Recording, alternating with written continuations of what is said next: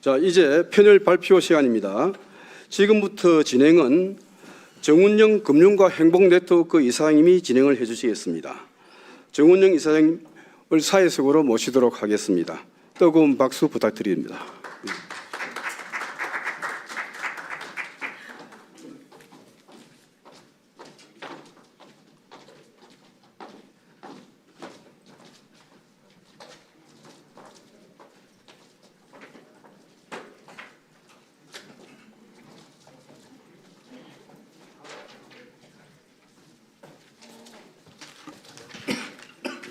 네, 안녕하십니까. 방금 소개받은 금융과 행복네트워크 정운영입니다.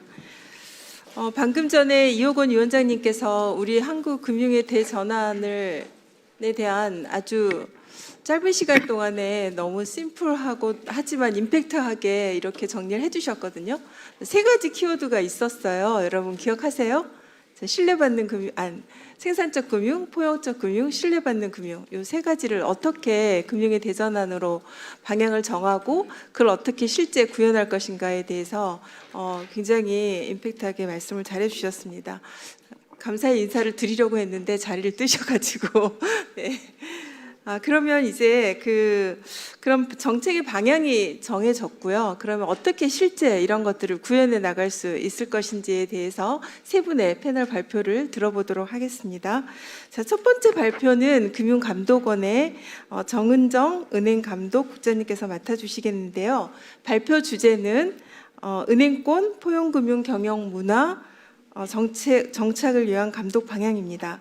아마 이호근 위원장님도 말씀하셨지만 포용금융이 일회성의 어떤 지원이 아니고 은행의 문화로 감독의 기준으로 어떻게 정착돼야 될 것인지에 대해서 아주 중요한 통찰을 해주실 것으로 판단하고 있습니다. 여러분 큰 박수로 정은정 국장님을 맞아주십시오. 네.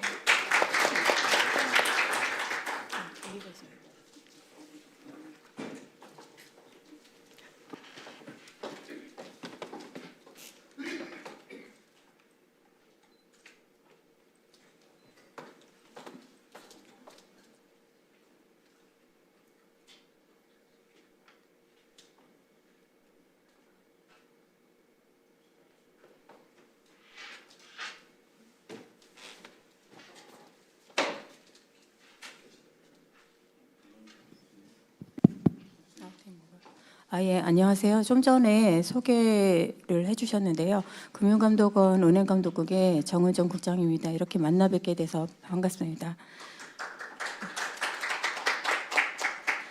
제가 오늘 준비한 내용은 은행권은 포용금융 경영문화 정착을 위한 감독 방향이라는 내용입니다. 넘겨주시겠어요?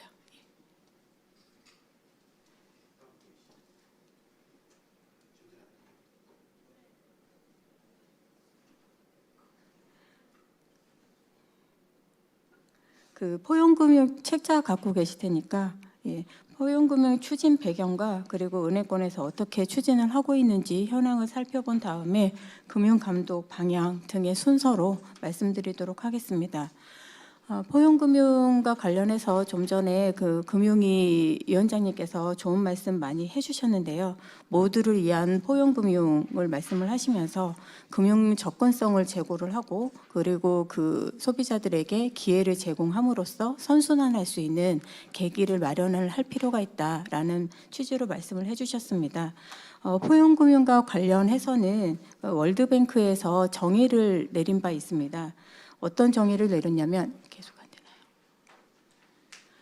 되나요? 개인과 기업에게 쓸모있고 적정한 가격의 금융상품과 서비스를 책임성 있고 지속 가능한 방식으로 제공한다고 정의를 내린 바 있는데요. 최근에는 디지털화가 진행됨에 따라서 취약차주에 대한 금융 접근성에서 소비자에 대한 금융 접근성으로 확장되고 있는 상황입니다. 더 나아가서는 단순한 계좌 보유 확대 등과 같은 금융 접근성에서 나아가 소비자 보호와 금융 교육을 포괄하는 개념으로 확장되고 있는 추세입니다. 이와 같이 포용금융의 정의, 개념이 확장되게 된 것에는 여러 가지 그 사회적 요구와 함께 경영 패러다임의 변화가 기저에 깔려 있다고 볼 수 있는데요. 첫 번째로는 금융의 사회적 책임을 사회적 역할에 대한 그런 요구가 굉장히 강하게 있었고, 그리고 ESG 경영에 대한 확산, 그리고 공공성 요구 확대 등과 같은 패러다임 변화가 기저에 깔려 있다고 보시면 될 것 같습니다. 아까 또 그 금융위원장님께서 대내적 위기 요인을 여러 가지를 말씀을 해주셨는데 저성장, 그리고 양극화, 그리고 저출산 고령화 이런 요인들을 많이 말씀을 해주셨습니다. 그래서 이러한 대내적 위기 요인에 따라서 국내 경제적인 여건은 굉장히 어려운 상황인데요. 그 페이지를 그 책자를 보시면은 금융권 가계대출 연체율 추이가 나와 있습니다. 은행의 경우에는 24년에 대비해서 동일하게 0.38%로 다소 낮은 것으로 보일 수도 있기는 한데, 이거 주담대를 제외한 생계자금 목적의 신용대출 연체율을 뽑아보면은 0.72%로 좀 높은 상황이고요. 그리고 상호금융 하고 그 저축은행의 경우에는 지속적으로 계속 증가하고 연체율이 증가하고 있는 모습을 보이고 있습니다. 금융권 다중채무자 현황도 보시면은 다중채무자 수라든가 규모가 지속적으로 증가하고 있는 모습을 보실 수가 있습니다. 아까 말씀드린 것처럼 저성장이라든가 이런 부분, 양극화, 이런 여러 가지 위기 요인에 따라서 다중채무자가 확대되고, 그리고 연체율이 지속적으로 증가하고 있는 모습이라고 생각을 하시면 이해하시기 편하실 것 같습니다. 그리고 국내 경제 여건과 관련해서 또 한 번 살펴보아야 할 부분은 소상공인과 중소기업의 어려운 사정입니다. 개인 사업자의 폐업자 수, 그리고 폐업자 비중도 지속적으로 증가하고 있는 상황이고요.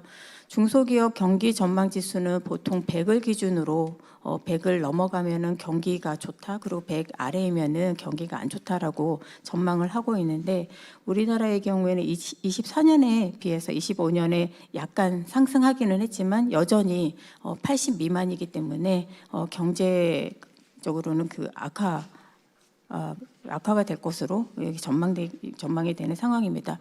특히 요즘과 같이 그 중동 상황이 장기화가 가능성이 굉장히 높아지고 있는 상황이기 때문에 경제 상황이라든가 이런 부분들이 굉장히 불안정하고 있고요. 그리고 고환율, 고유가, 그리고 아까 금융위원장님께서 말씀하신 것처럼 우리나라 경제는 다 모든 게 연계가 되어 있기 때문에 그 소상공인, 중소기업뿐만이 아니라 전체 그 국가 전체적으로도 여러 가지 경영 여건, 그리고 경제적인 여건이 굉장히 안 좋아질 것으로 보여지는 상황입니다. 두 번째로 그 은행권에서 구체적으로 추진하고 있는 포용금융 현황을 보도록 하겠습니다. 은행권에서는 그동안 약 344만 명에 대해서 9,076억 원 규모로 상생금융을 지원을 했고요. 구체적인 모습은 금리 인하라든가 중도 상환 수수료를 면제해 준다든가 연체이자를 감면해 준다든가 여러 가지 모습으로 나타나고 있습니다. 또한 민생금융 자율 프로그램도 진행을 하고 있는데요. 그간에 188만 명에 대해서 이자 환급 1.5조 원, 그리고 자율 프로그램 0.6조 원 규모로 진행을 해왔습니다. 소상공인에 대해서도 폐업자 지원이라든가 맞춤형 채무조정 등과 같은 여러 가지 방식으로 지원 방안이 실행이 되고 있습니다. 24년에 사회공헌 활동을 어떻게 했는지 나타나 있는데요. 은행연합회에서는 매년 은행권의 사회공헌 활동에 대해서 보고서를 발간을 하고 있습니다.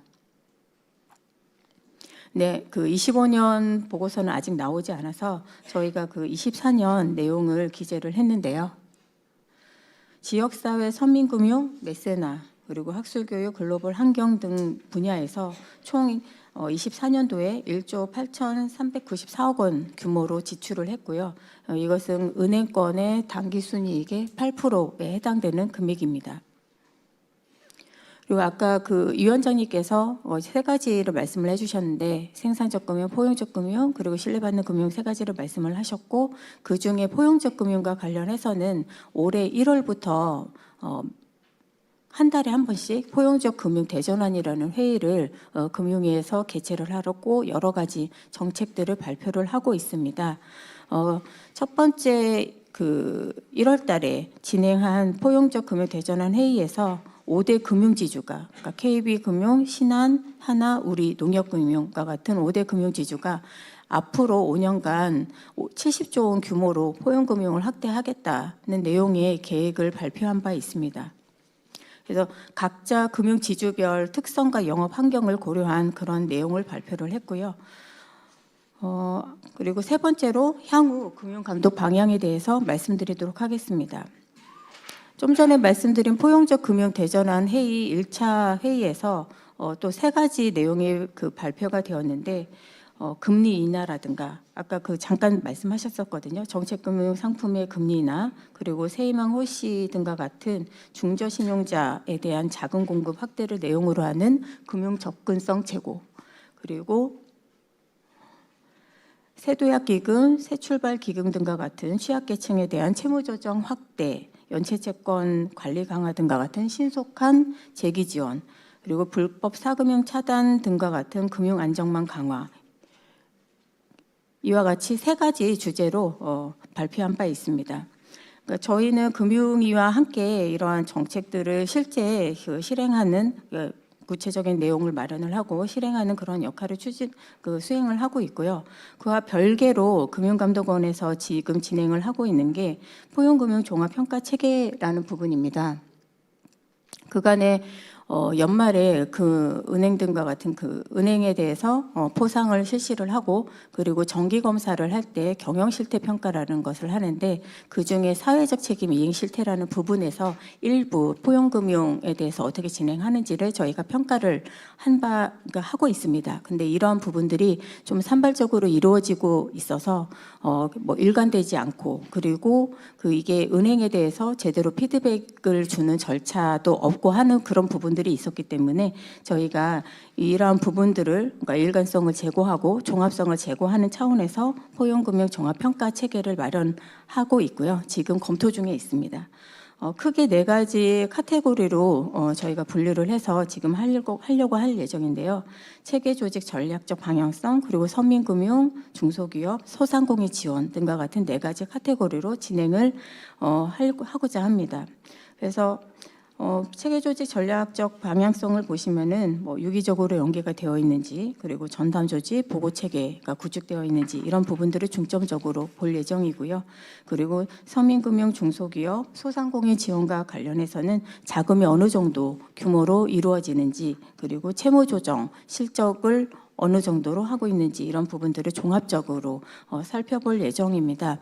금융위와 조만간 TF를 구성을 해서 구체적인 내용을 논의를 한 후에 은행권의 의견을 수렴을 해서 내용을 확정을 할 예정이고요. 올해 이 실제 테스트를 통해서 진행을 하고자 합니다.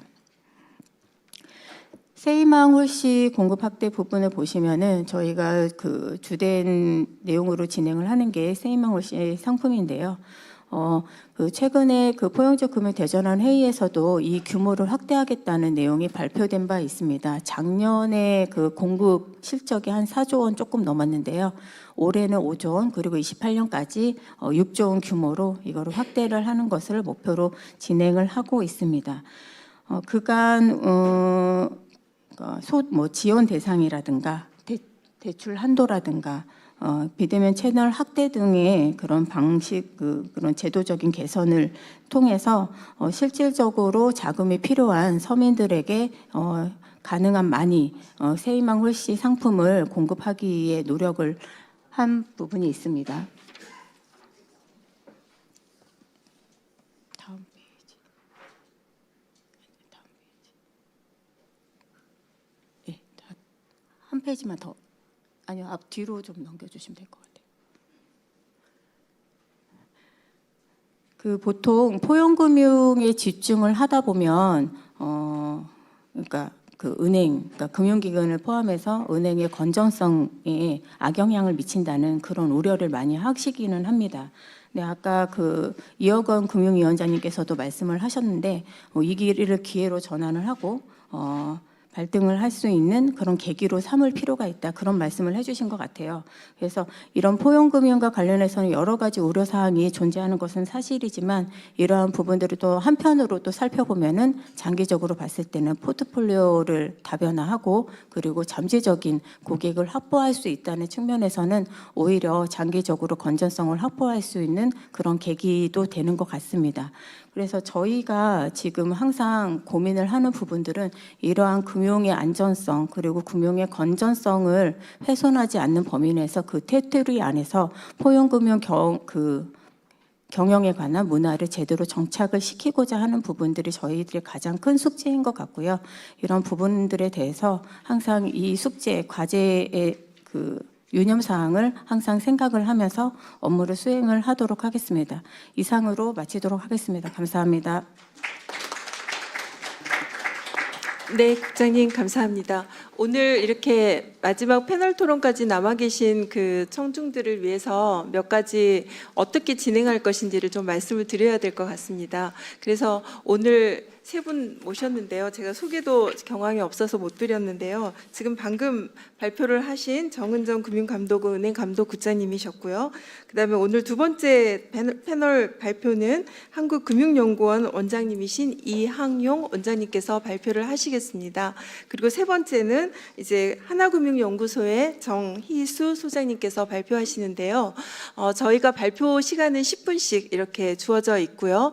발표가 다 끝나고 나서 전체적인 내용에 대해서 좀 정리를 한 다음에 청중분들의 같이 토론하는 시간을 간단히 갖도록 하겠습니다. 그래서 끝까지 계시면서 질문이 있으시면 마지막에 한꺼번에 진행하도록 하겠습니다. 자, 두 번째 발표는 이제 저희가 포용금융에 관한 이야기를 했는데요. 한 걸음 더 나아가서 이제 금융이 단순히 돈을 많이 공급하는 역할에서 멈추면 안 된다. 이런 말씀을 많이 들으셨을 거고요. 그 자금이 더 생산적이고 더 부가가치적인 곳에 어떻게 흘러가야 될지에 대한 생산적 금융을 위한 금융 시스템이라는 주제로 한국금융연구원 이항용 원장님께서 발표해 주시겠습니다. 여러분 큰 박수로 맞이해 주십시오.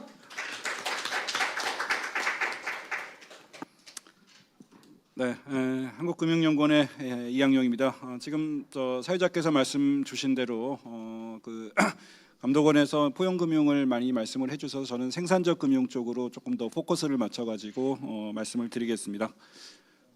이게 되나요?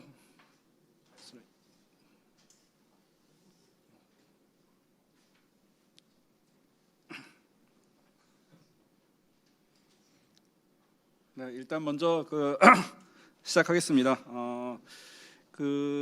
저희 경제학 쪽에서 금융과 경제 성장 간의 관계에 대한 것은 굉장히 오래된 연구 주제였습니다. 다시 말씀드리면 금융이라고 하는 것이 과연 장기 경제 성장을 촉진할 수 있는 것인지, 즉 좋은 금융 시스템을 가지고 있으면 경제 성장이 더 잘 되는지, 아니면 반대로 금융이라고 하는 것이 경제 성장의 하나의 사이드 쇼인지, 경제가 발전하고 성장하면서 금융 시스템도 그만큼 같이 발전하는 것인지, 다시 말씀드리면 금융이라는 것이 성장의 원인인지 아니면 결과인지에 대한 논의들이 굉장히 많이 있어 왔습니다. 선진국들을 보면은 더 잘 사는 나라들이 금융 시스템도 더 좋은 시스템을 가지고 있고요. 개도국은 또 반대로 소득 수준도 낮지만 금융 시스템도 그만큼 또 잘 못한 그런 상황입니다. 그래서 이것이 금융과 경제 성장 간의 관계가 어느 쪽이 먼저고 어느 쪽이 원인이 되고 결과가 되는지에 대한 논쟁들이 많이 있었습니다. 대체로 보면 학자들이 이제 어느 정도 합의를 이루고 있는 것이 금융만으로 지속 가능한 성장은 불가능하지만 금융이 없으면 그것도 성장이 불가능하다. 금융은 굉장히 필수적인 요소이다. 이렇게 지금 대략적인 결론을 내리고 있는 것 같습니다. 기본적으로 경제 성장이라고 하는 것은 어떤 노동이나 자본 그리고 기술 같은 생산성에 의해서 결정이 되고 금융은 이러한 자원을 효율적으로 배분하는데 초점을 맞춰서 성장을 지원하는 것이다. 이렇게 말씀을 드릴 수 있겠습니다.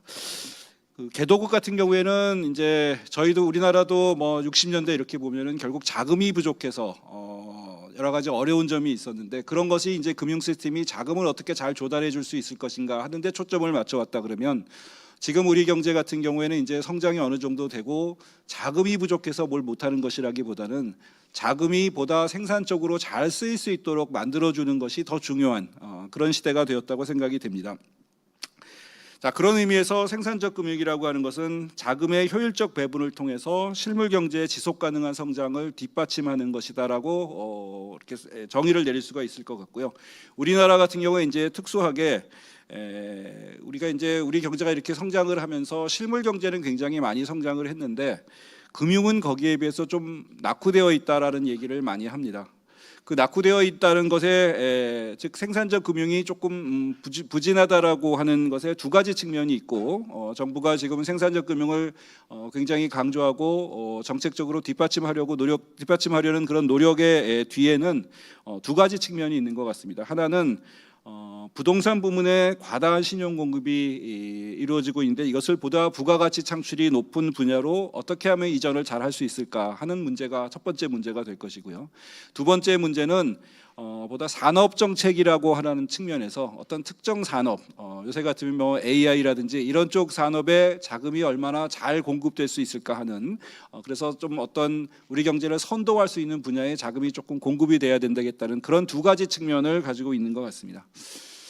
부동산 부문으로의 자금 집중은 뭐 아까 위원장님도 말씀하시고 다른 여러분들도 항상 말씀을 많이 하시는 건데요. 사실 이게 어제 오늘 일은 아니고 우리가 조금 뒤돌아보면은 IMF 외환위기 때부터 시작된 문제인 것 같습니다. 잘 아시겠지만 IMF 위기를 겪으면서 그 IMF 위기 전에는 사실 60년대 70년대 이럴 때는 자원 배분, 자금의 배분이라는 것이 뭐 우리가 관치금융이다 이렇게 얘기도 하지만 정부 주도로 자금이 배분이 되어 있었습니다. 그러다가 IMF 위기를 맞고 나니까 대기업들도 파산을 하고 은행들도 파산을 하고 뭐 이런 일이 벌어지면서 자금들이 시중 자금들이 은행이 파산을 하니까 은행에서부터 일정 부분 소위 말해서 자본시장 쪽으로 조금 이동을 했었습니다. 근데 그때 자본시장이라고 하는 것이 인프라가 제대로 갖춰져 있지 않은 시장이었고요. 다시 말하면 신용평가라든지 이런 거 없이 이루어지다 보니까 그 자금들이 뭐 여러분들 기억하시겠지만 대우 사태 뭐 이런 대우채라든지 이런 쪽으로 이동이 되면서 시정평가 없이 그런 자금이 공급이 되다 보니까 결국 그쪽에서 또 문제가 생기고 이런 일이 발생을 했습니다. 그러면서 이제 정부가 은행 구조조정을 먼저 하게 되고 그래서 은행이 이제 어느 정도 구조조정이 되면서 자금이 다시 은행 쪽으로 이동을 하게 되는데 그때 은행은 과거의 은행하고 완전히 다른 은행이 되어 있었습니다. 다시 말하면 당시에 이제 IMF 이후에 뭐 대기업의 부채 비율을 200%로 제한을 하고 이러니까 은행으로 몰려갔던 자금이 대기업으로 공급될 수는 없고 대기업들은 부채 비율을 줄여야 되는 입장에서 추가로 자금 수요가 없었고요. 당시에 또 중소기업은 너무나 위험한 상태, 위기가 직후였으니까 너무 위험한 상태였고 결국 은행들이 돈을 빌려주고 자금이 공급될 수 있었던 데는 부동산 담보대출밖에 없었습니다.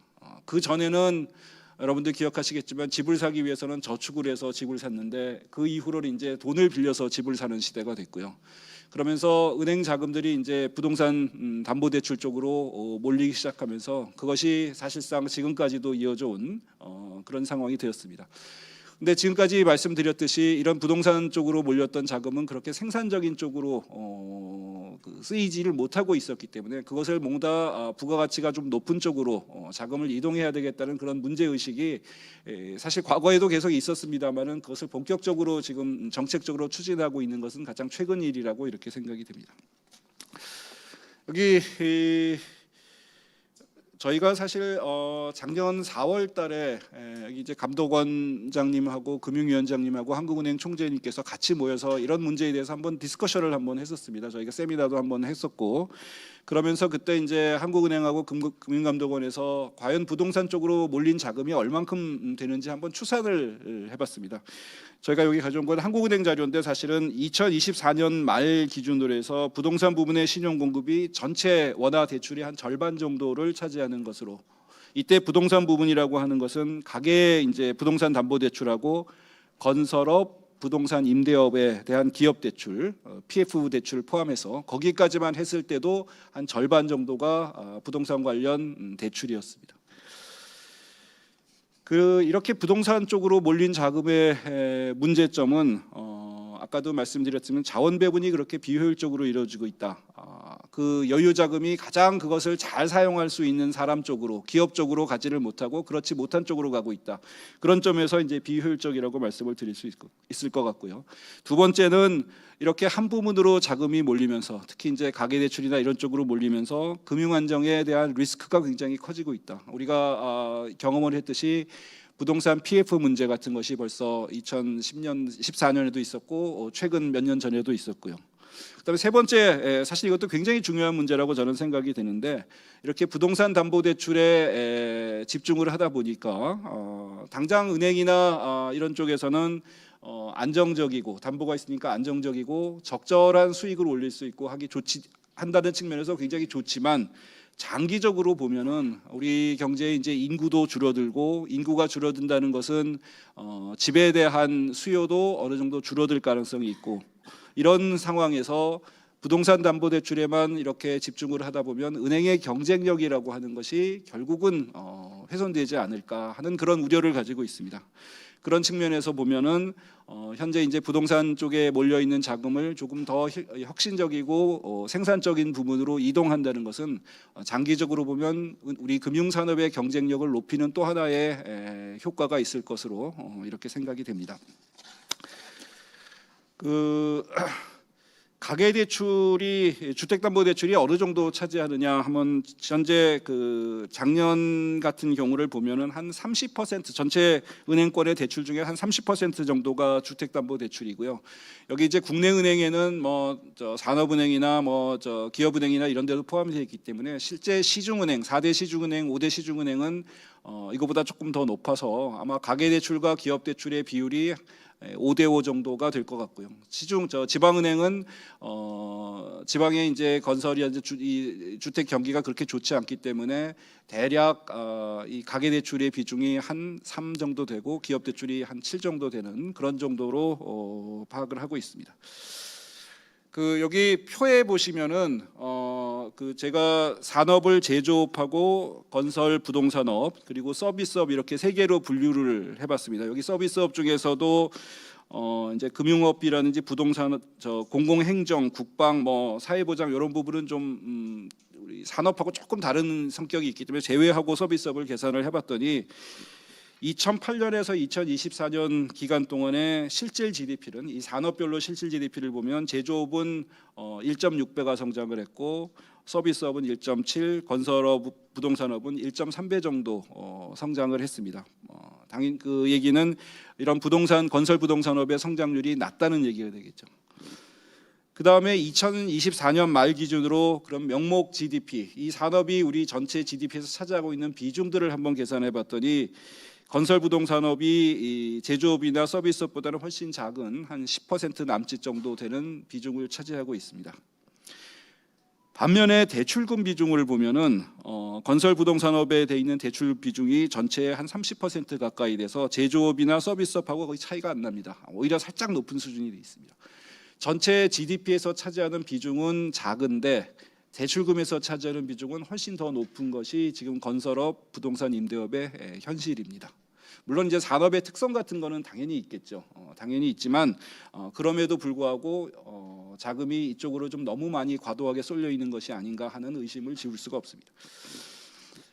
대출하고 GDP하고 한번 비율을 계산해봤습니다. 그랬더니 제조업은 한 1.4, 건설 부동산업은 0.5 정도 됩니다. 다시 말하면 대출금에 비해서 제조업 GDP는 한 1.4배 정도가 되고 건설 부동산업은 오히려 절반 정도, 대출금의 절반 정도밖에 안 되는 그런 상황이고요.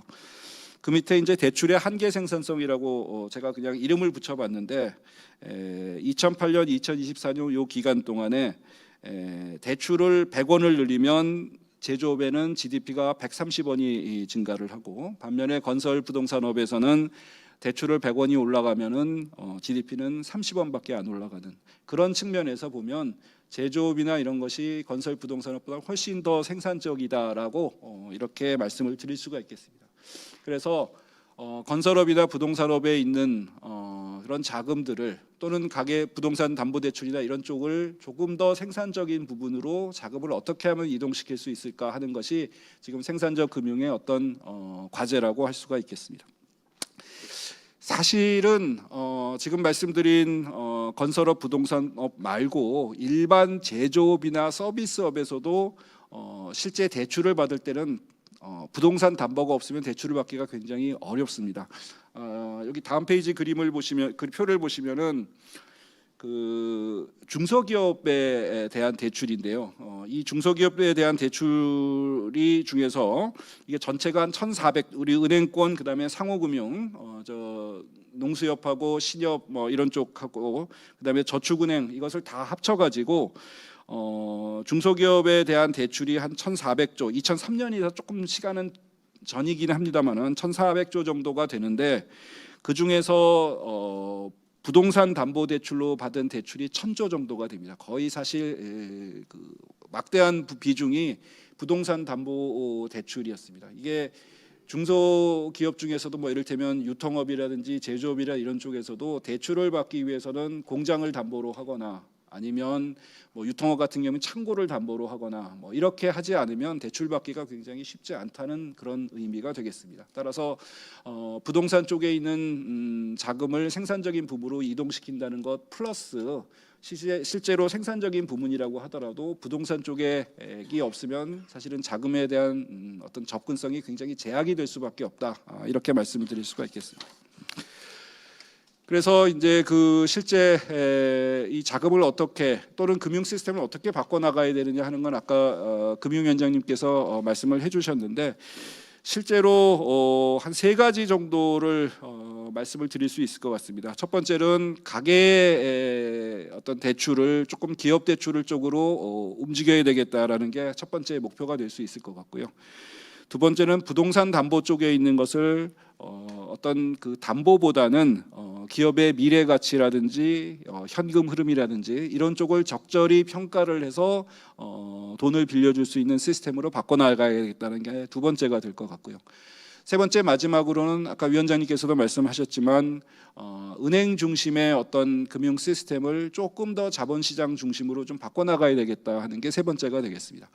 지금 대체로 보면은 이게 은행 중심의 금융 시스템과 자본시장 중심의 시장 중심의 시스템을 뭐 학자에 따라서는 그렇게 구분하기도 하는데요. 시장 중심의 시스템을 가지고 있는 나라로 흔히 얘기하는 것이 뭐 미국이나 영국을 얘기하고 은행 중심은 이제 유럽 대륙계 유럽이나 일본 뭐 이런 쪽을 많이 얘기를 합니다. 그게 뭐 아주 정확한 구분은 아닌데 대략 그렇게 구분을 해봤을 때 시장 중심이라고 사실 하더라도 그러니까 미국 같은 경우를 보더라도 자본시장을 통해서 기업이 자금을 조달하는 금액은 은행 대출을 통해서 자금을 조달하는 금액이 훨씬 작습니다.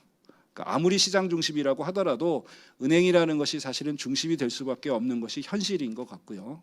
다만 자본시장 쪽과 은행을 우리가 비교를 해보면 우리나라 같은 경우에는 자본시장의 규모라든지 역할이라든지 이런 것이 아직은 조금 작은 것이 아니냐 이런 생각은 좀 하고 있습니다. 자본시장의 규모라는 것이 단순하게 요새 이제 뭐 주가가 많이 올라서 코스피의 시가총액이 늘어났다고 자본시장 중심의 금융 시스템이 되는 것은 아니고요.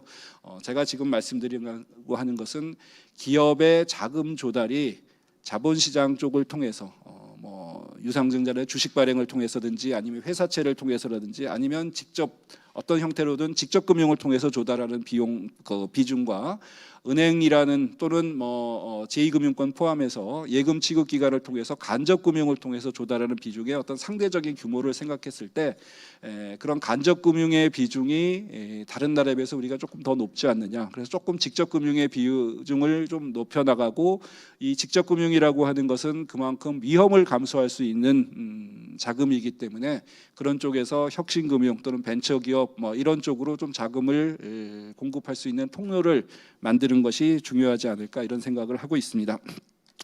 그러기 위해서는 뭐 일단 첫 번째로는 금융회사 내부에서 뭔가 조금 달라지는 면이 있어야 될 것 같고요. 다시 말하면 그냥 앉아서 부동산 담보대출을 하던 것을 조금 더 기업을 제대로 평가하고 미래 가치를 평가할 수 있는 그런 시스템, 그런 인센티브를 금융회사 내부에서 만들어 나가야 될 것 같고요.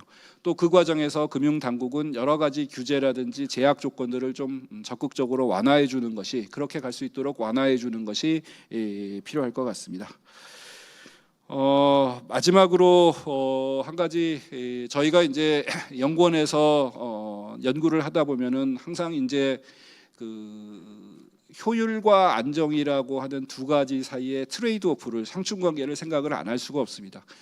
이렇게 생산적 금융 또는 포용 금융 이쪽으로 이동해 가는 것은 방향성은 맞지만, 이것이 너무 빨리 갑자기 일어나게 되면 그 과정에서 혹시라도 안정에 문제가 되지 않을까라는 우려도 한꺼번에 가지고 있습니다. 그래서 지금 보면은 작년 말부터 은행권에서 빠져나간 돈이 뭐 아마도 대부분 주식시장으로 갔을 거로 예상은 되는데요. 30조 원 이상이 빠져나갔고, 또 신협이라든지 새마을금고라든지 이런 쪽에서도, 저축은행에서도 많이 빠져나갔습니다. 이렇게 급격하게 자금 이동이 일어났을 때 혹시라도 문제가 될 수 있는 것이 뭐가 없을까, 그런 고민도 같이 해야 될 것 같고요. 또 최근에 이란 사태 뭐 이런 걸로 인해 가지고 국제금융시장에서 어떤 일이 벌어지고 있는지, 그것이 우리 금융 시스템이나 이런 자금 중개 기능에 어떤 역할을 하게 될 것인지, 이런 것도 함께 모니터링하고 고민해야 되는 문제라고 생각이 됩니다.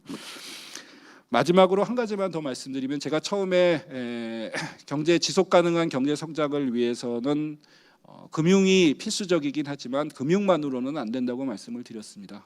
다른 여러 가지 분야에서의 구조 개선 노력이 함께 병행이 돼야 될 것 같고요.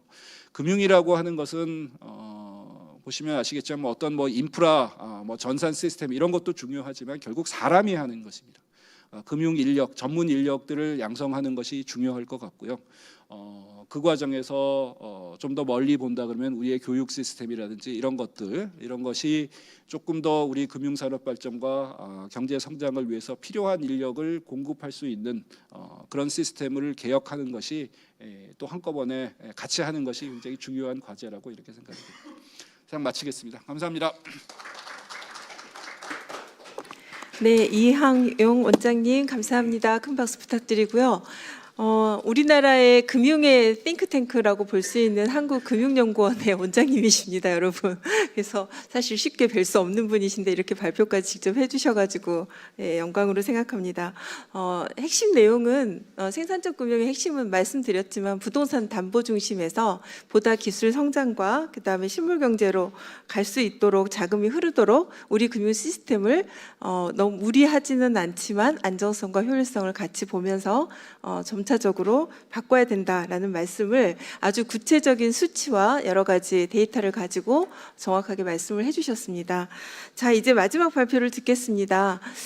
앞서 이 생산적 금융의 방향과 시스템을 살펴봤다면 이제 그럼 생산적 금융 좋은데 어떻게 해야 성공할 수 있어? 라고 하는 의문점이 드실 것 같아요. 그래서 그 내용에 대해서는 하나금융연구소의 정희수 소장님께서 들려주시겠습니다. 발표 주제는 생산적 금융의 성공을 위한 실행 전략입니다. 여러분 큰 박수로 소장님 모시겠습니다. 네, 반갑습니다. 방금 소개받은 하나금융연구소의 정희수 소장입니다. 일단 앞에서 이항용 원장님께서 좋은 말씀 많이 해주셨고 저희 금융회사들이 좀 변해야 된다 이런 얘기를 많이 하셨습니다. 그래서 저희도 많이 노력을 하고 있고요. 그래서 오늘 제가 말씀드릴 내용은 이 생산적 금융의 현장에 있는 저희 금융회사들이 어떻게 하면 이걸 성공적으로 좀 바꿀 수 있을까, 실행할 수 있을까를 좀 간략하게 말씀드리도록 하겠습니다. 사실 이 자료를 준비하면서 제가 좀 고민을 했던 게 생산적 금융이 과연 생산적 금융에 머물까라는 생각을 해봤더니 사실은 자료를 정리하다 보니까 이 생산적 금융이 포용 금융하고도 약간 연결되는 그런 부분들이 있습니다. 그래서 저희 금융회사에서 이제 이러한 생산적 금융을 시행할 때 보면은 포용 금융도 같이 엮여서 할 수 있는 부분들이 있다고 좀 생각이 들었고요. 그래서 이따가 부분 제가 말씀드리도록 하겠습니다. 다음 페이지 보시면.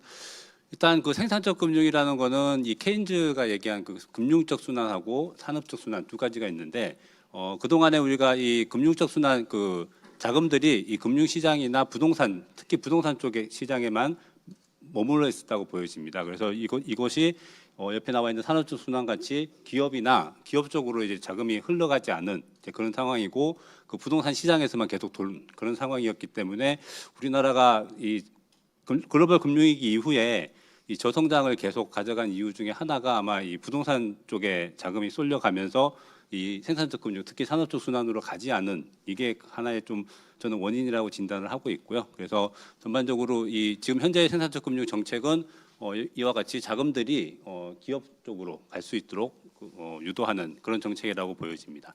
다음 보시면.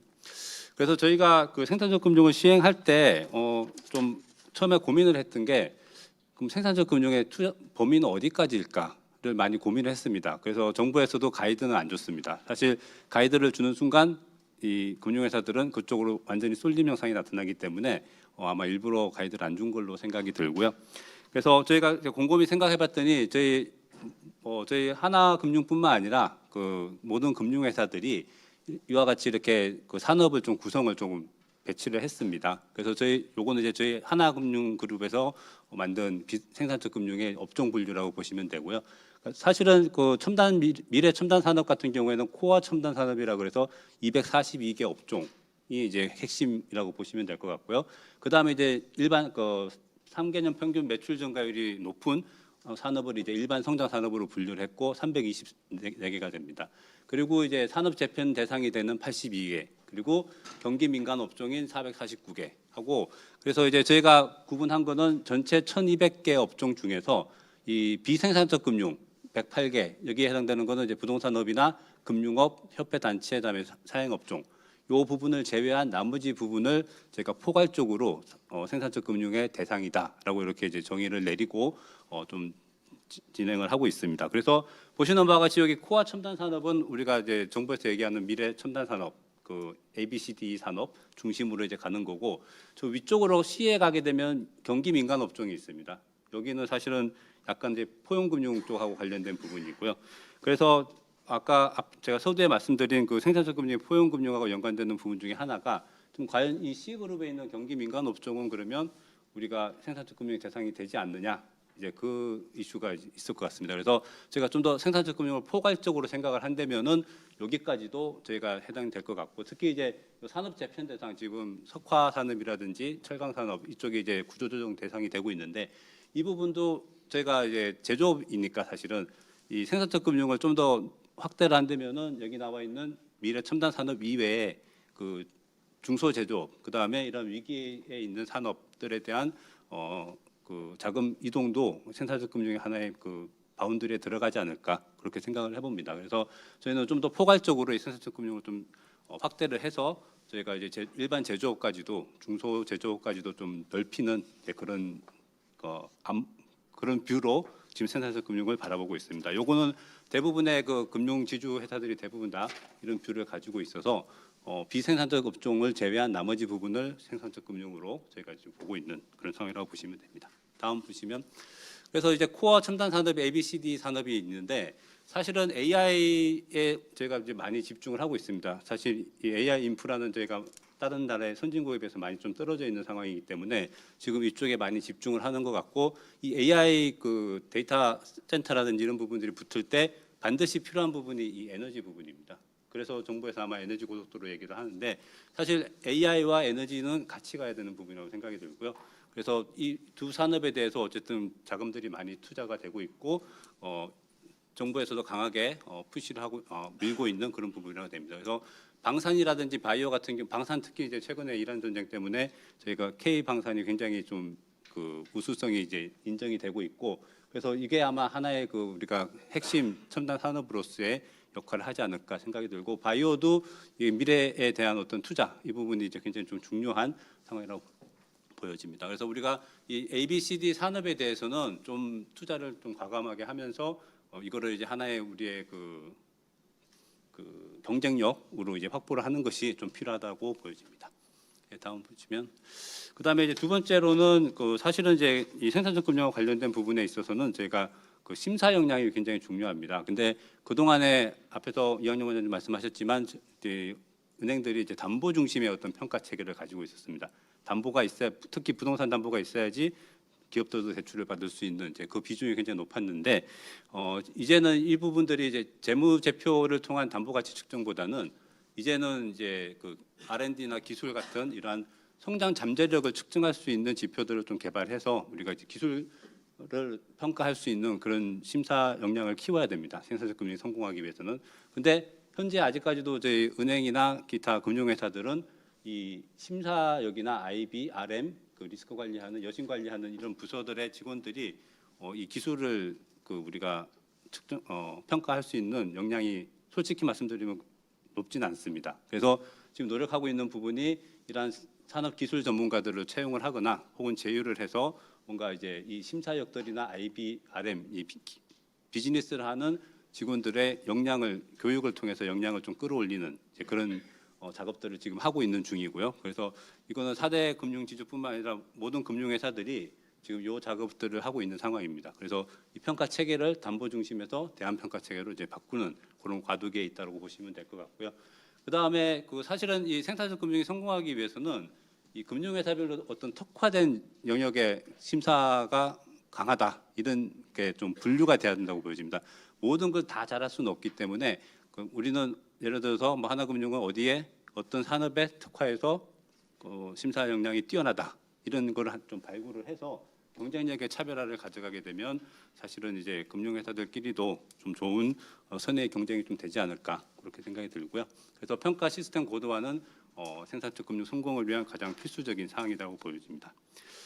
그 다음 페이지 보시면은 그리고 이제 이 생산적 금융이 지역 균형 발전하고도 이제 연결이 돼 있는데 사실은 아까 이학용 원장님 말씀하신 것 중에 보증부 중기 대출이 14% 정도밖에 안 되고 담보가 60% 이상이 됩니다. 그래서 이 특히 이제 지방 같은 경우에는 기업체들이 굉장히 어려운 상황들이 많기 때문에 그래서 금융회사들이 지방에 그 자금을 공급하기는 사실은 좀 환경이 좀 어려운 상황입니다. 그래서 이 지방 쪽에는 사실 그 신용 보증이나 기술 보증과 같은 보증 인프라를 좀 더 확대를 해주면 저희 금융회사들이 들어가기가 좀 더 수월하게 들어갈 수가 있습니다. 그래서 이러한 보증 인프라와 관련된 부분을 지역 신보나 기보를 좀 더 활성화해서 4대 금융지주나 아니면 그 시중은행들이 이 보증 인프라를 통해서 들어갈 수 있는 여건을 좀 마련해주면 지방에도 지방은행들이 있긴 하지만 그 시중은행들이 좀 접근성이 좀 더 확보될 가능성이 있다고 보여지고요. 그리고 아까도 말씀드렸지만 또 이제 지역 특화 산업단지를 조성을 해서 여기에 맞춤형 금융 지원이 들어갈 수 있도록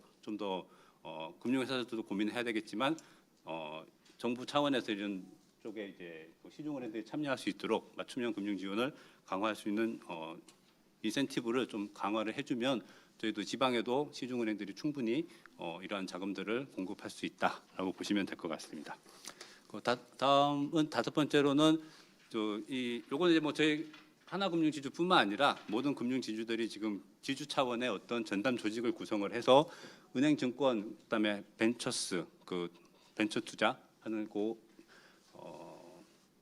담당 부서들을 다 연결을 해서 지금 지주 차원에서 전부 다 관리를 하고 있습니다. 그래서 과거에는 이제 중복 투자 문제도 있었고 다양한 이제 문제점이 있었는데 이렇게 전담 조직을 구성하다 보니까 결국에는 이제 이 은행하고 증권이 동시에 같이 이제 들어갈 수 있는 콜라보를 할 수 있는 그런 부분들이 많이 생기고 있고요.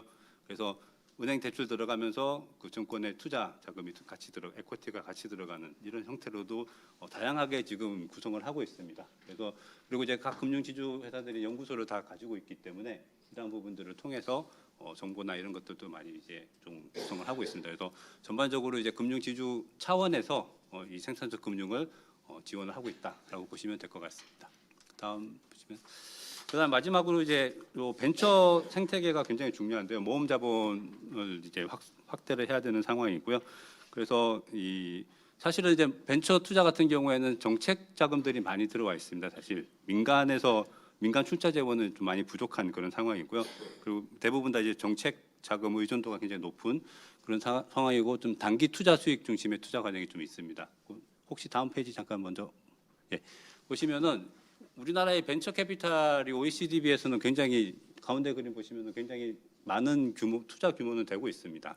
근데 기업당 투자 금액은 굉장히 좀 소액으로 지금 돼 있고 특히 이제 최근의 문제점은 이 7년 초과 업력의 후기 기업들이 굉장히 많습니다. 비중이 지금 40%에서 53% 절반 이상이 이제 그 기업들의 그 생애 주기상에 봤을 때 7년 이상의 업력이 좀 많은 그런 기업들로 벤처 투자가 이루어지고 있고요. 그래서 지금 현재 이 모험 자본 활성화를 위해서는 이 앞단에 초기 단계에 있는 창업 단계에 있는 이쪽에 자금들이 많이 들어가야 되는데 지금 현재 우리나라의 벤처 투자 현황은 이런 식으로 뒤쪽에 후단에 있는 기업들의 투자가 많이 있습니다. 그래서 이 생산성 금융이 활성화되고 모험 자본이 활성화되기 위해서는 이 초기 단계에 있는 그 VC에 대해서 펀딩을 많이 하는 게 중요하다고 보여지고요. 그 앞에 잠깐 좀 다시 가시면은 여기 빨간색으로 되어 있는 부분인데 이 초기 VC는 큰 자금이 필요하지 않습니다.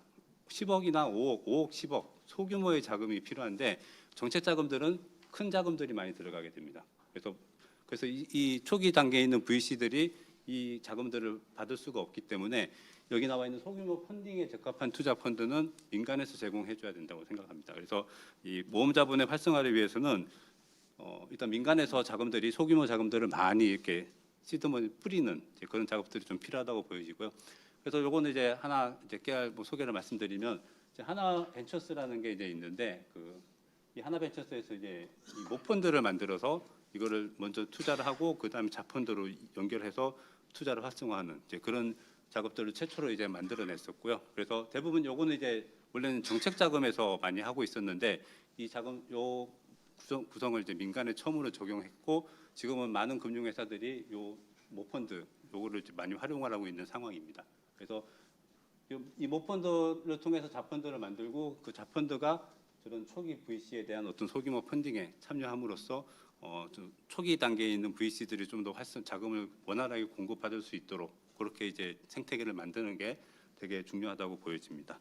그리고 여기서 이제 한 가지 여기 초기 VC는 굉장히 아주 작겠죠. 스타트업들인데 이게 이제 최근에 와서 이제 포용금융하고 연결되는 부분이 이 청년 자금을 정부에서 이제 많이 강조를 하고 있습니다. 그래서 이 초기 VC에서는 청년들의 창업들이 많이 이루어지고 있어서 이러한 그 모펀드 자펀드를 통해서 민간에서 이제 그 펀딩을 한다면은 이 초기 VC에 있는 이 청년 창업 기업들의 자금들이 많이 들어갈 수 있도록 하게 되면은 이 청년들의 그 어떤 그 요즘 취업이 잘 안 되는데 어떤 이제 고용의 어떤 안정성을 좀 확보할 수 있지 않을까 그렇게 생각을 해봤습니다. 그래서 이 부분도 아마 그 앞에서 말씀드린 그 생산적 금융하고 포용 금융이 한 좀 연결성이 있다 그런 부분을 보시면 될 것 같습니다. 네, 마지막 페이지 보시면은 이거는 제가 환경 에세이에 약간 기고를 쓴 건데요. 뭐 제가 자랑하려고 갖고 온 건 아니고요. 내용 중에 하나가 이제 여기 특히 이제 그 ABCD 산업에 대해서는 사실은 우리나라뿐만 아니라 그 일본도 굉장히 지금 집중적으로 육성을 하고 있습니다. 동일한 산업들에 대해서 미래 첨단 산업에 대해서 일본도 우리와 동일하게 자금들이 많이 쏟아붓고 있기 때문에 이 글로벌한 그 일본하고 중국과의 그 기술 경쟁력에 있어서도 우리가 이 ABCD 산업이 굉장히 중요하고 자금들을 생산적 금융이 그쪽으로 많이 가야 되는 이유 중에 하나라고 보여집니다.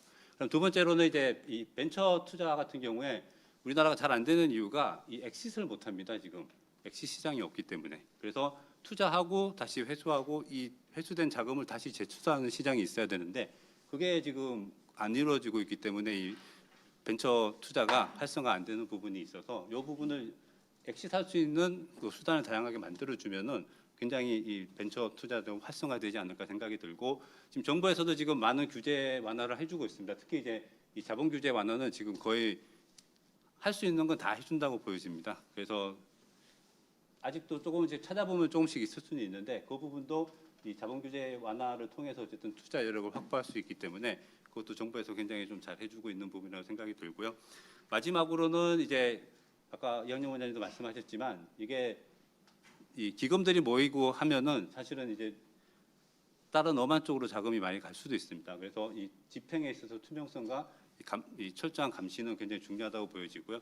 그리고 지금 이 자금들이 많이 들어가고 있지만 한 3년, 5년 뒤에 이 리스크 관리를 좀 해야 되는 상황이거든요. 금융회사들이 그냥 무조건 자금을 퍼줄 수는 없기 때문에 그래서 이 리스크 관리 3년 뒤에 발생할 수 있는 그런 리스크에 대해서는 조금 저희가 이 전체적으로 한번 좀 규명을 하면서 가야 되는 부분이고 그리고 또 한 가지는 이 그렇다고 이제 좀비 기업까지 우리가 다 지원을 해줄 수는 없잖아요. 그래서 하면서도 이제 구조조정에 대한 그는 좀 다른 관점에서 좀 병행하면서 가야 되지 않을까 생각이 들고, 그리고 마지막으로 한 가지만 말씀드리면은 이 생산적 금융의 가장 핵심은 R&D 투자입니다. 사실 저희가 R&D 투자가 굉장히 좀 선진국에 비해서 굉장히 작은 규모라고 생각이 들고요.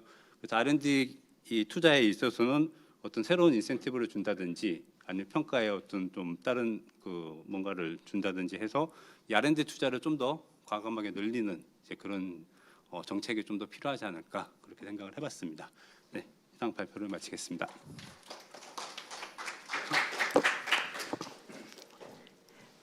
네, 정희수 소장님 발표 감사합니다. 그 시간은 넘었는데요. 저희가 4시는 어떤 시간인지 아세요?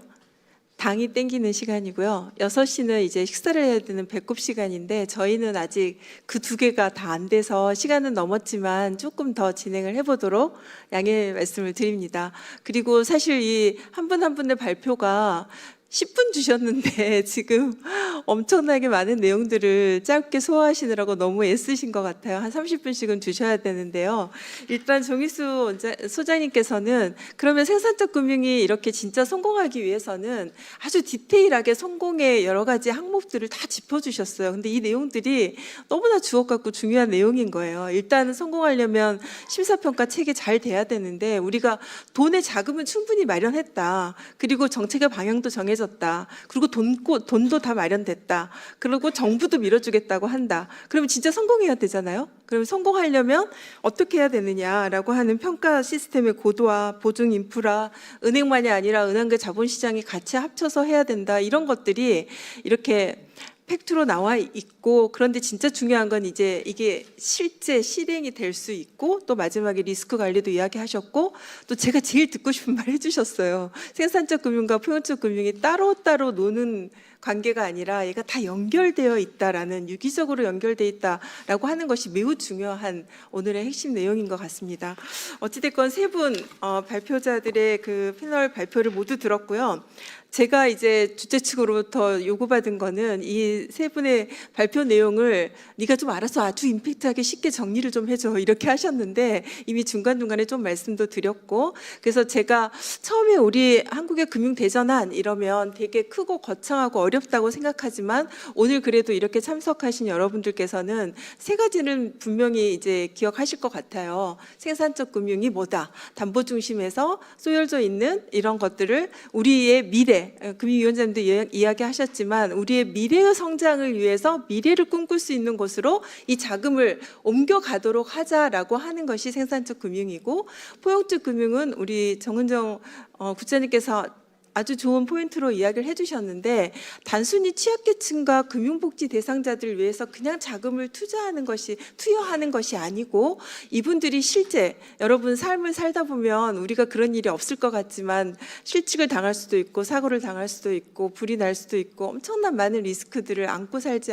않습니까? 그래서 이런 일이 당해서 재기가 어려운 상황이 됐을 때에도 방치하지 않고 우리 사회는 그런 분들에게 재기와 회복을 할 수 있는 금융의 사다리를 주겠다라고 하는 것이 이제 포용적 금융의 핵심 내용입니다. 그래서 특히나 이제 청년들, 우리 사회의 미래 주역인 청년들에게 이 청년들이 사회에 도태되지 않고 사회에서 계속적으로 그 역할을 할 수 있고 미래 사회로 갈 수 있도록 하는 방안들에 대한 여러 가지 서민금융 정책들이 많이 나와 있습니다. 그래서 여러분 혹시 서민금융진흥원에 들어가시면 청년들을 위한 아주 구체적인 새로운 창업 자금이랄지 긴급 대출이랄지 이런 것들을 기본적으로 대안신용평가나 이런 새로운 시스템을 통해서 이자를 낮춰서 줄 수 있는 이런 방안들이 이미 많이 나와 있고요.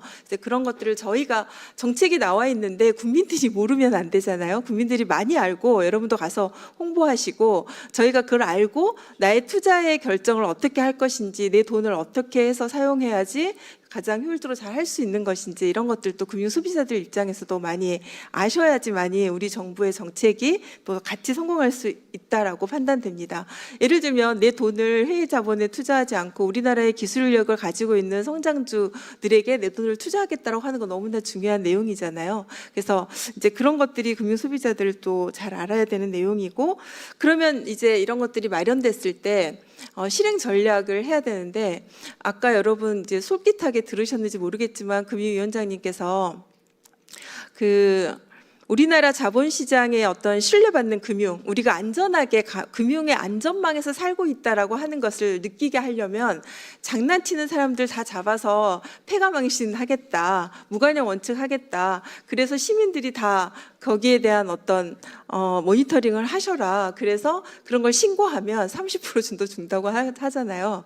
여러분 농담인데 중동 상황을 가지고 자꾸 3월 23일부터 이제 중동 상황을 가지고 자꾸 장난하면 신고하십시오라는 게 시행됐거든요. 여러분 그거 하셔가지고 신고하시면 그 최대 부당이익의 30% 가져가실 수 있습니다. 근데 이거 중동 상황으로 지금 가장 장난 많이 치고 있는 사람이 혹시 미국에 계신 분은 아닐까 이런 생각 잠깐 해보는데요.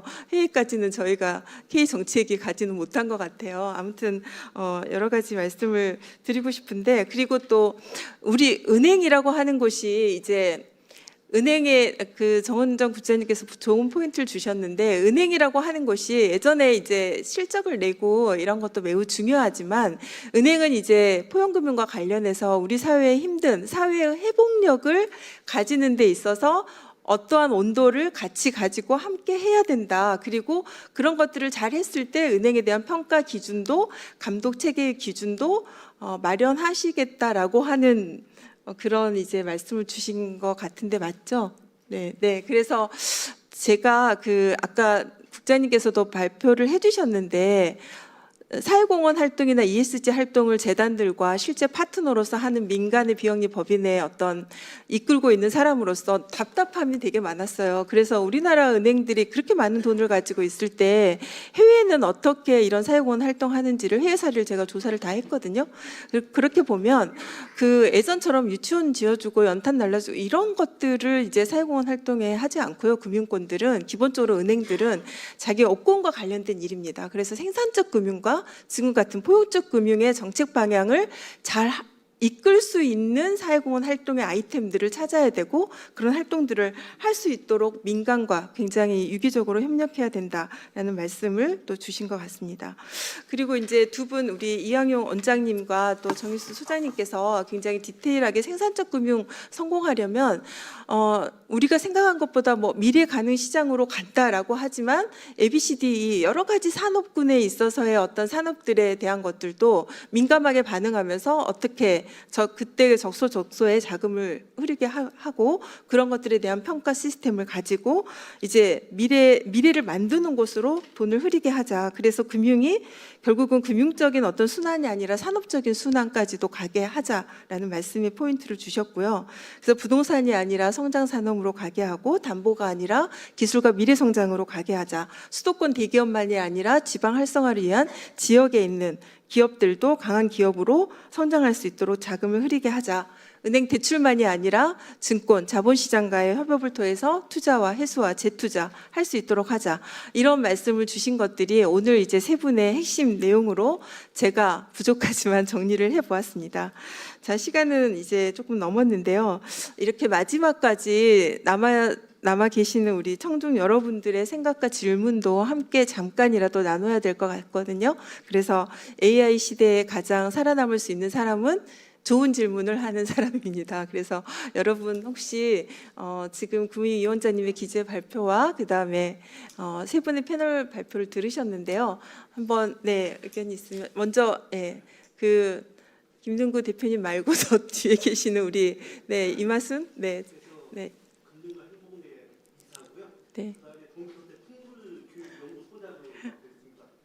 오늘 내용 잘 들었습니다. 근데 문제는 내용이 굉장히 좋습니다. 그래서 생산과 금융이 될 것 같은데, 이게 방향대로 가지 않았을 때 어떤 평가와 어떤 제도적인 뒷받침을 할 수 있을지, 너무나 어떻게 보면 도덕적인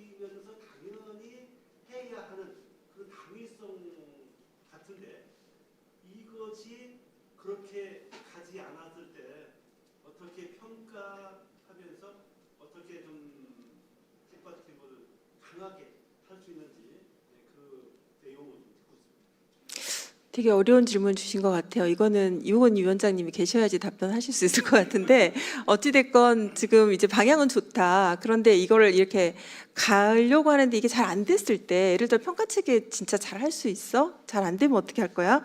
또 성장 잠재력 금융 제대로 평가할 수 있어? 방향은 맞지만 뭐 실행이 좀 궁금하다 이런 이제 말씀이신 것 같은데 그 대답을 제가 할 수는 없을 것 같고 혹시 포용금융과 관련해서 우리 국장님 혹시 말씀 주실 수 있으실까요? 그 원하시는 대답이 될런지는 잘 좀 자신이 없기는 한데 저희 그 아까 발표한 내용 중에 저희가 지금 그 준비하고 있는 게 포용금융 종합평가 체계라는 부분이 있습니다. 그래서 그러니까 저희가 일단 그거를 지금 도입을 하고자 하는 거는 기본적으로 은행에서 포용금융이라든가 이런 부분들을 그 지금 많은 정책들을 다양하게 진행을 하고 있는데요. 뭐 채무 조정이라든가 아니면은 자금 공급이 어느 정도 이루어지는지, 그리고 저희는 지금 장애인 고용이 어느 정도 이루어지는지, 그리고 또 금융 교육 이런 부분들에 대해서 지원 컨설팅을 어느 정도 하고 있는지 이런 부분들을 포괄적으로 그 평가 지표에 포함을 시켜서 하려고 한 생각이고요. 그리고 그간에는 저희가 실제 뭐 연말에 포상을 한다든가 아니면 경영 실태 평가에 이런 부분들을 도입을 해서 하고는 있었는데, 경영 실태 평가 같은 경우에도 정기 검사 때 하다 보니까 이게 은행마다 다 정기 검사 기간이 주기가 다 다르거든요. 그래서 그러니까 약간 주기의 일관성도 없었고, 그리고 이게 사회적 책임 이행 실태라고 하는 부분의 일부분으로 들어가는데 그게 한 3% 정도밖에 되지 않았습니다. 그래서 굉장히 경영 실태 평가에서 차지하는 비중이 굉장히 미미한 수준이었고, 이런 부분들을 공개하지도 않았고요. 그래서 이게 실제 은행에서도 적극적인 유인으로서 이거를 받아들이기 조금 어렵지 않았을까 그런 생각이 들고요. 포상도 마찬가지의 그런 비슷한 문제점이 있었습니다. 그래서 저희가 이런 문제점에 착안을 해서 좀 더 이렇게 다양한 요소들을 조금 체계적으로 평가를 하고 그런 부분들에 대해서 좀 적극적으로 참여할 수 있는 유인을 제공을 할 필요가 있다고 생각을 해서 지금 마련을 하고 있고, 이 부분에 대해서는 경제적인 혜택도 제대로 제공을 해야 된다고 생각을 하고 있고요. 일단 금융위에서는 서민금융원 금융연구원에 출연료율이 있는데 그 출연료율을 조금 조정할 수 있는, 그러니까 포용금융 종합평가 체계 결과가 조금 좋으면은 출연료율을 조금 낮출 수 있게 약간 그런 경제적인 혜택도 생각을 하고 있고, 그리고 저희 지금 뭐 이렇게 행안부하고도 얘기를 하기는 해야 되지만 저희 선에서의 그런 생각이기는 한데, 뭐 지자체 금고라든가 이런 선정을 할 때 하나의 기준으로 넣으면은 좀 좋지 않을까 이렇게 생각을 하고 있는데, 이런 부분들은 좀 일단 구체적인 내용들은 금융위 등과의 협의를 통해서 또 확정을 할 필요가 있고, 그리고 다른 기관과 유관 기관과의 협의도 필요한 부분이라서 이렇게 뭐 단정적으로 말씀드리기는 어렵지만, 이런 부분들 그러니까 종합평가 체계가 만약에 저희가 만들 거고, 그리고 구체적으로 액션을 할 텐데 좀 경제적인 유인이라든가 이런 부분들이 있다면 은행에서도 충분히 적극적으로 유인을 할 수 있는 그런 계기로 작용할 수 있을 것으로 보여집니다. 그래서 아까 말씀하셨던 저희가 지금 생각하고 있는 그런 방향대로 가지 않았을 때 어떤 제도적인 그런 부분들이 필요할 것인가에 대해서 문의를 해주셨는데 일정 부분은 조금 답변이 되지 않았을까 싶습니다. 이상입니다. 네, 국장님 하시느라고 너무 답변을 충실히 해주셔서 감사하고요. 우리 융프라워 아까 보여주신 사진 보면 그거 한다고 했을 때 얼마나 반대가 많았겠어요. 네, 미래의 가능성을 보고 다 같이 한 힘을 모으는 게 되게 중요하다고 생각합니다. 되게 궁금하실 게 많을 것 같은데 한 분만 더 제가 해야 되는 게, 우리 조금 시간이 지연돼 가지고 다음 일정을 가지고 있으신 것 같습니다. 네.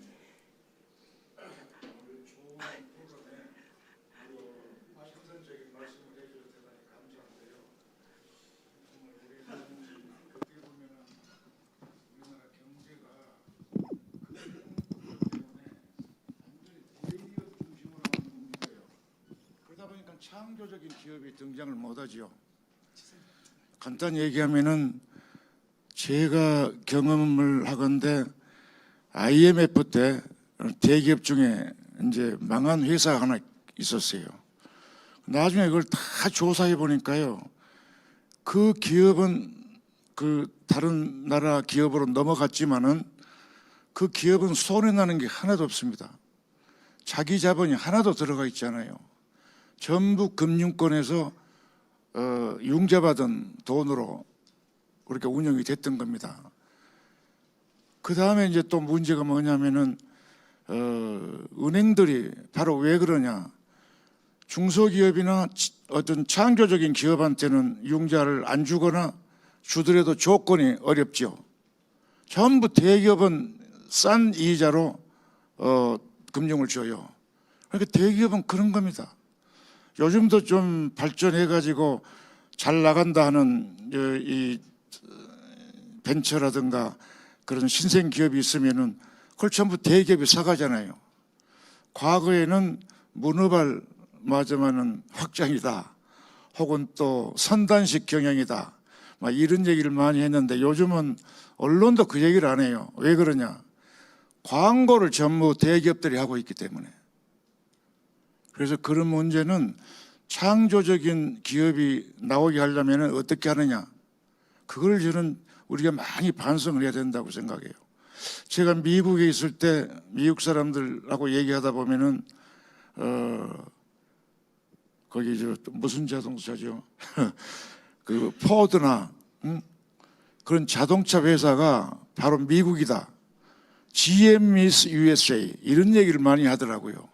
그런데 지금은 GM은 뭐 몇 번째 기업 순위에서도 밀려 있죠. 그걸 보면은 그 후로 보면은 좀 미국을 지배해 있는 대기업들이 뭐냐면은 전부 기술 기업들 아닙니까? 그래서 창조적인 그런 벤처 기업들이 더 성장할 수 있도록 금융이 바꿔야 된다고 봐요. 대기업한테는 이자를 싸게 주고 창업하는 기업들한테는 비싸게 받고 그러면은 네. 창조적인 기업이 나올 수가 없죠. 그런 점에서 크게 우리 금융권이 좀 반성을 하고 새로운 그런 문화를 만들어 갔으면 좋겠다는 생각을 합니다. 네, 지사님 전적으로, 네, 지사님 말씀에 전적으로 공감하고 있고요. 지사님 잠깐 이 얘기에 대해서 답변해 주실 수 있어요? 네, 네. 짧게 말씀드리겠습니다. 뭐 사실 대기업이라고 싸게 주고 뭐 그런 거는 아니고요. 사실은 그 신용도에 따라서 이제 금리가 결정되기 때문에 이제 저희는 이제 그렇게 이제 적용을 했던 거고, 지금 말씀하신 대로 벤처는 사실은 대출보다는 투자 쪽으로, 에쿼티 쪽으로 가는 게 좀 더 맞을 것 같고요. 그래서 저희도 뭐 대출하고 에쿼티를 같이 동시에 담아서 앞으로는 이제 투자를 할 겁니다. 그래서 그런 부분들은 좀 금융권을 너무 나쁘게만 보지 마시고요. 좀 지켜봐 주십시오. 일단 네, 이상입니다.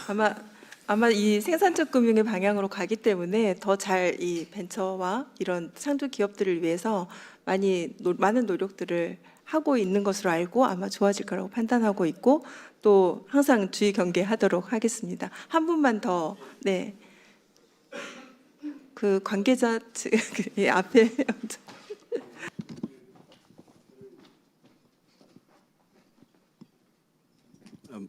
블록체인 기업진흥협회 관여하고 있는 강승호라고 합니다. 오늘 얘기된 거예요. 지금 아날로그 금융에 대해서만 말씀하시지 지금 이미 벌어지고 있는 디지털 자산 시장에 대해서는 아무도 언급하지 않았습니다. 상당히 유감스럽습니다. 여러분 중에 토론자나 발표자 중에 이거에 대해서 앞으로의 방향이나 목표를 말씀해 줄 수 있는 분이 계셨으면 좋겠습니다. 부탁드립니다.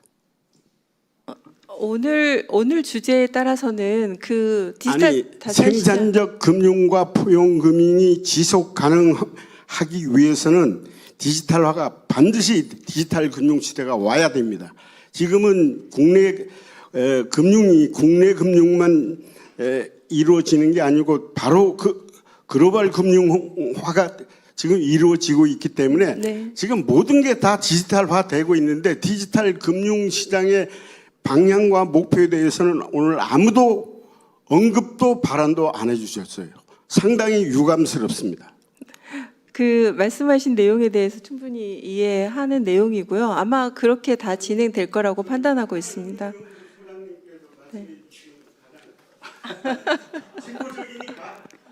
뭐 진보적이라기보다는 저희 금융권에서는 지금 2016년도 이후에 디지털라이제이션에 대해서는 많이 준비를 해왔고 많은 진전도 있었습니다. 사실 그 앱을 보면은 확실하게 달라졌다는 거 아실 테고요. 그리고 가상자산 관련해서는 사실은 이게 지금 법제화가 안 돼서 지금 그렇지 대부분의 금융회사들이 여기에 대해서는 준비를 많이 하고 있습니다. 지금 스테이블 코인이라든지 뭐 기타 여러 가지에 대해서. 그래서 오늘은 이제 주제가 이제 생산적 금융인데 생산적 금융 안에도 지금 AI가 포함이 돼 있고요. 그러니까 디지털들이 요소들이 다 들어와 있습니다. 사실은. 그래서 지금 눈에 안 띌 뿐이고 저희가 오늘 언급을 안 했을 뿐이지 이미 디지털은 기반 베이스로 다 깔려져 있기 때문에 너무 염려 안 하셔도 될 것 같고요. 저희 금융회사들 어쨌든 지금 스테이블 코인 디지털 자산 기본법 이게 통과되기만을 지금 기다리고 있습니다. STO 같은 경우에는 최근에 법제화가 돼서 이제 내년 2월 달에 이제 시행이 되는데 그것도 이미 금융회사들은 준비를 다 해놓은 상태입니다, 지금. 제가 2년 전에 그 디지털 자산 금융기본법에 네. 대해서 이미 정무위원회로 서류를 넘겼어요. 그런데 그걸 일부씩 쪼개가지고 하나씩 민병덕 의원이 주도하셔가지고 그걸 부분만 지금 통과시키고 있어요. 이거는 전체적으로 완성이 돼야 로봇처럼 딱딱 되는 거지 이렇게 부분이 돼서 될 일이 아니에요. 그래서 큰 방향이 디지털하고 아날로그 같이 이렇게 융복합돼서 가야 되는데 지금 한 부분만 말씀하시고 계시다 이거예요. 그래서 반드시 아날로그와 디지털이 같이 융복합되는 그런 금융 시스템이 앞으로 글로벌 트렌드가 아니냐 이게 그런 의견입니다. 네, 맞습니다. 거기에 대해서는 저도 공감을 하고요. 네. 네, 충분히 공감하는 말씀이고요. 네, 네, 충분히 다 하고 있고 국회에서 그 부분과 관련해서는 아주 더 스페시픽하게 많은 토론회를 하고 있다고 생각하고 있습니다. 노여움을 물 푸십시오. 네, 아니 지금 네.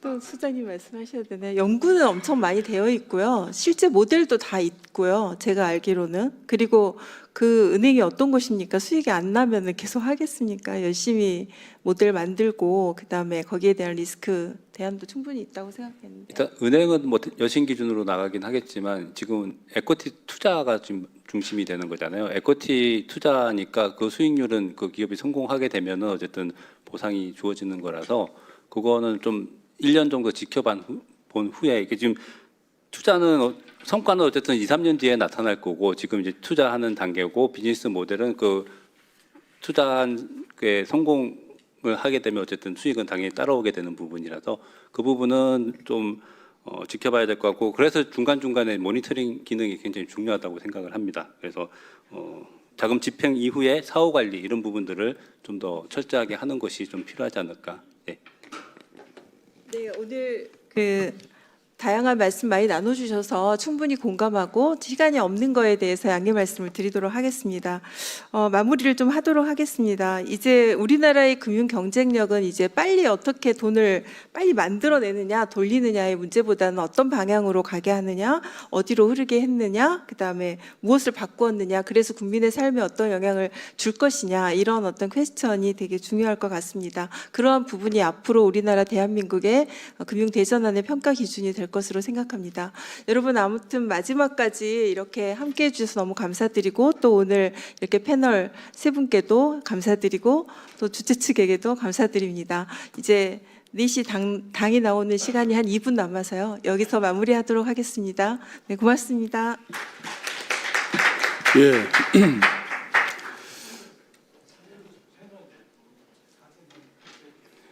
예. 그 사진 찍는 동안에 제가 또 마무리 폐식과 아울러서 말씀을 드리도록 하겠습니다. 사실 우리가 간과하지 말아야 할 것은 아까 금융위원회 위원장님 나오셨지만은 한국 금융의 어떤 문제점 현황 그리고 정책적 대안까지를 생산하고 있는 금융연구원 원장님 나오신 것만 해도 굉장히 깊이 있는 자리라고 생각이 됩니다. 그리고 필드에서 하나금융연구소를 비롯해서 민간 금융기관들의 올바른 가이드를 하는 금융감독원 국장님까지 나오셨다는 것은 한국 금융의 내축이 그대로 오늘 이 자리에 왔고 그 가치는 너무 높다고 생각합니다. 제가 91년도에 경제학 박사학위를 받았는데 오늘만큼 우리 한국 금융의 현황과 정책, 미래의 비전에 대해서 이렇게 값지게 엑기스만 이렇게 들은 것은 처음이라는 생각이 듭니다. 자, 모두들 그동안 수고하셨고요. 발표해 주신 패널들과 사회자분께 깊은 감사의 박수를 부탁드리겠습니다.